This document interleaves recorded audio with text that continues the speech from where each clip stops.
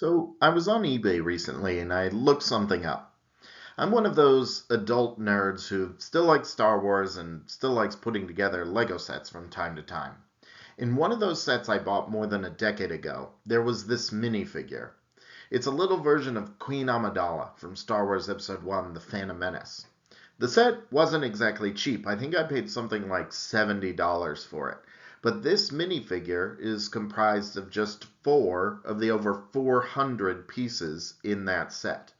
Yet today, as you can see, this little piece of plastic sells for $150 or more. And I still have it. Now, I was happy to pay my $70 for the joy of building this Lego set, and I really like this minifigure, but I would never pay $150 for it. And that is the puzzle for our economics class. If I'm not willing to pay $150 for this minifigure, then why do I still have it? Why haven't I sold mine on eBay? In your minds right now, I guarantee it, there's a difference between me paying $150 for this thing and me not selling the one I bought long ago for much less.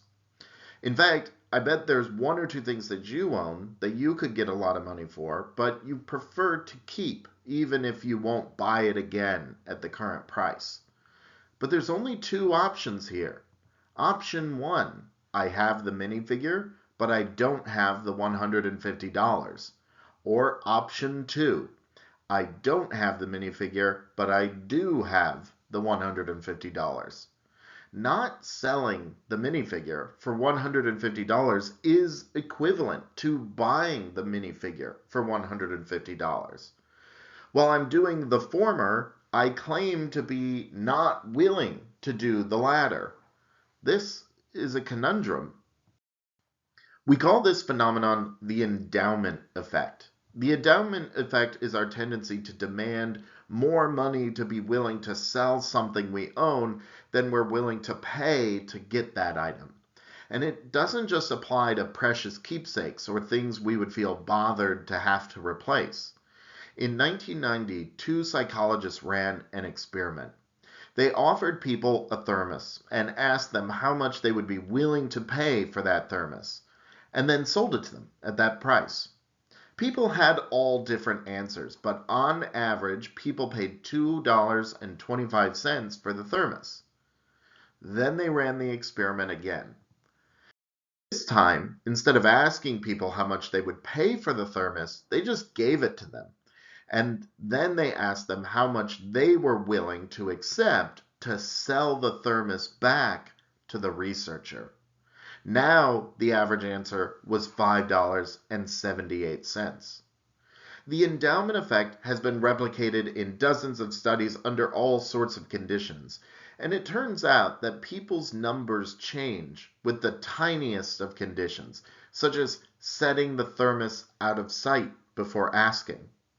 What these studies tell us is that our economic model of human behavior is a bit too generous. Behavioral economics uses the tools of psychology to test and refine economic theory. Way back in chapter 3, we introduced a theory of the consumer, which relied on people having a consistent willingness to pay for different goods and services. We allowed that willingness to pay could change when people's preferences changed, but it turns out that on the first real tests of that theory, people proved to be a lot more malleable than economic theory would suggest. The next video in the chapter will turn it over to an economist who studies the limits of our brains as they apply to decision making.